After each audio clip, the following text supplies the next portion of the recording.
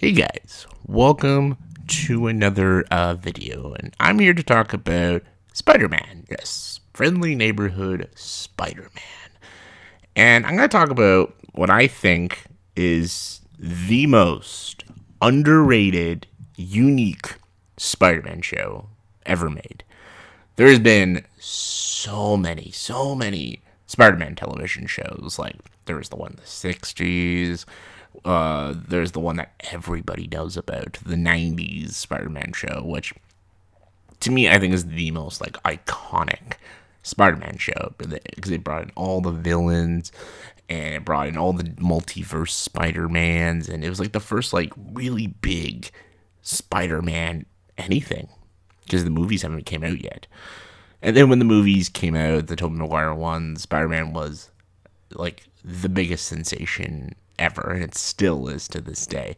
And there was a show after the first Spider-Man movie came out a couple years later. There's a show that MTV put out called Spider-Man: The New Animated Series. This show only had 13 episodes. It was one season long. To me, I think is one of the most unique and most underappreciated Spider-Man shows.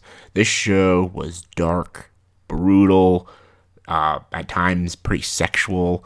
It was the most gritty, most edgy Spider-Man show, or even Spider-Man movie, Spider-Man anything we've ever had, because it was on MTV and stuff. Sure, it was a 3D animation, so it looks a little dated now, but honestly, even for 2003, there's some stuff in this show that looks incredible, looks fantastic.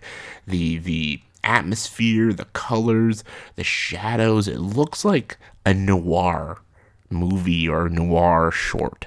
It looks incredible, and the action is still really fun, and the voice cast is interesting. You have Neil Patrick Harris as Spider-Man, and you got like big actors like Michael Clark Duncan returning as the Kingpin from he was in Daredevil. You have Rob Zombie as Dr. Connors / the Lizard. You have Jane Lynch as the Oscorp executive. You have Ed Asner as the police officer, and you have Stan Lee in an episode. Like, there's some pretty big actors in this show, and the fact that it only lasts 13 episodes, because the fact is the show did very well when it came out in 2003.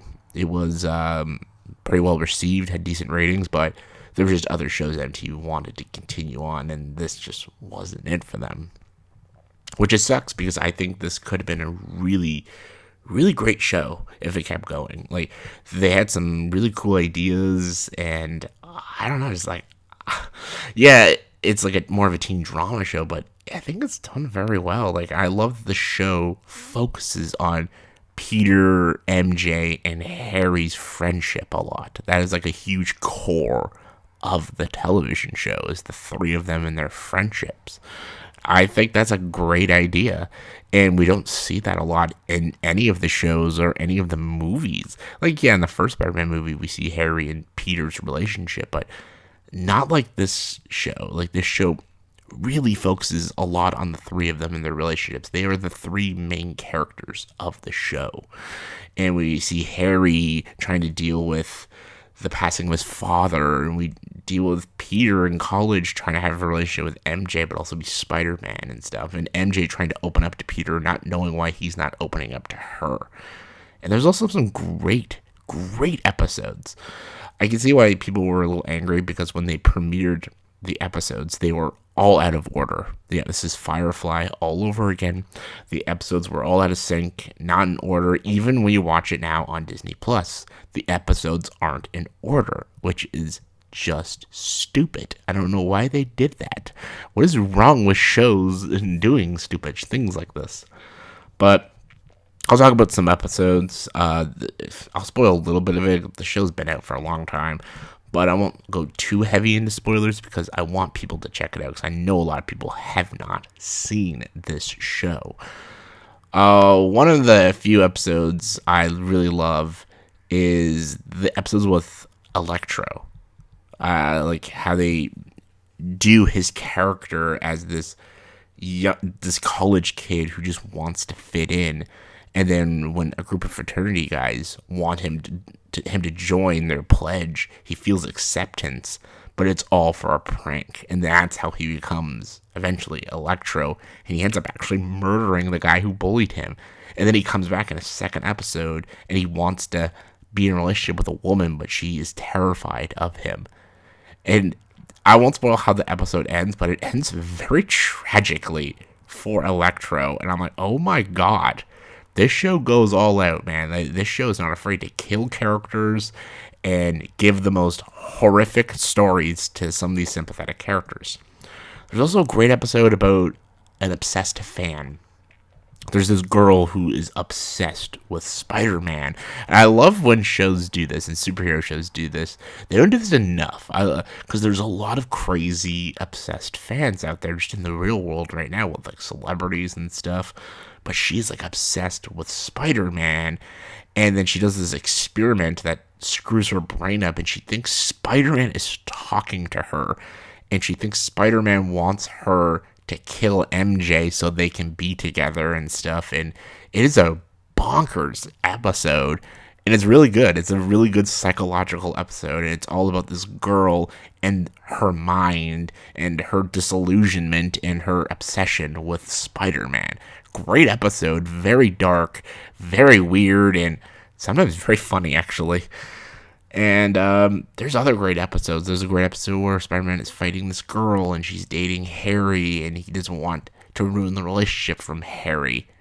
But he knows that she's a criminal, and she can break Harry's heart, which she ends up doing.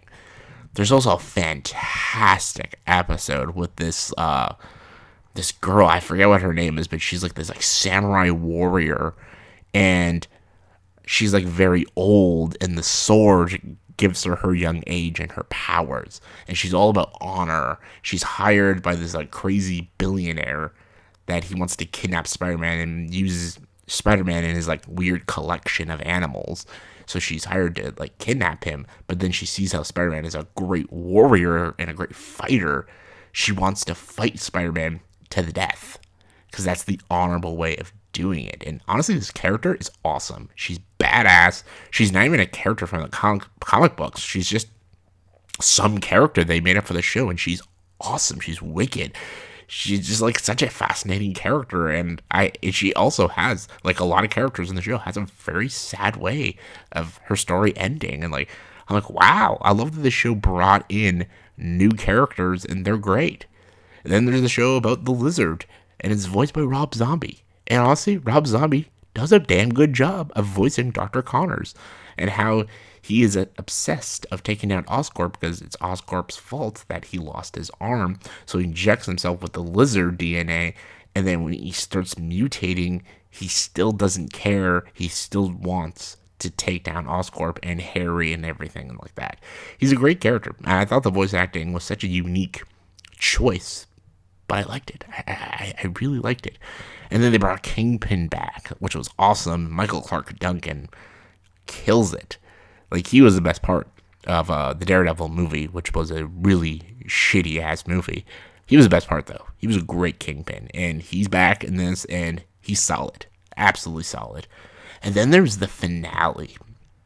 The finale is a 2-part finale called Mind Games, and it is nuts. It's about, like, these like telekinetic twins and stuff, and they mess with Peter, and they want Peter to kill someone, but how they do it is they have to fake like MJ's death and everything. Oh, there's so much crazy stuff that happens in this 2-part episode. And then they end the show with like Peter not wanting to be Spider-Man no more, and he throws his suit away, just like a Spider-Man 2 kind of thing, but then that's how it ends. And then the show got canceled.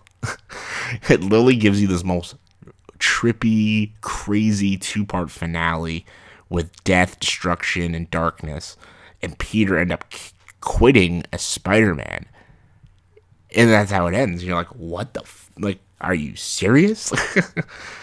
The show is just so different from any Spider-Man show I've ever watched, which is why I liked it. I thought Neil Patrick Harris does a great job as Spider-Man, and I liked that it was more gritty and more angsty and more like edgy and stuff. And yeah, because it's MTV, they can get away with a lot more of that shit than Disney and Cartoon Network and all that other stuff, and Fox.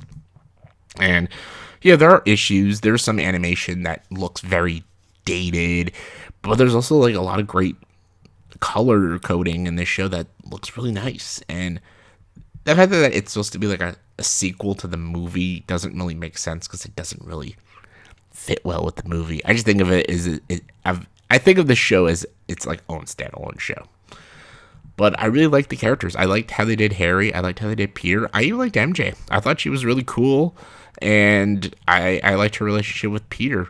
I think this is definitely one of the better Mary Jane Watsons we've gotten. I think the best adaptation is in the 2018 Spider-Man game. I think that's the best MJ we've got. But this one is really great. I actually really liked her character. And I liked just a lot of these episodes. Like, I watched all 13 episodes because I remember watching it when I was younger. But I watched them out of order. And I wanted to see if this show still held up. And it does. It's fantastic. It's really gripping. And it grabs your attention. And it doesn't, like, chicken out, and it takes risks.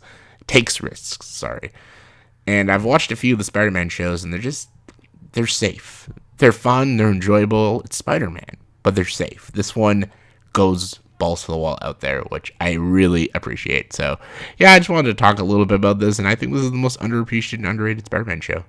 But yeah, also the opening. I don't know why. It's my favorite opening. Like, I love the opening of the 90s show. That's a cool opening. But this one, really awesome. The music and the style of animation, really awesome. But anyways, this is a great show. If you have not checked this out, it's on Disney Plus, all 13 episodes. Google, though, before you do that, Google the right order of how to watch them.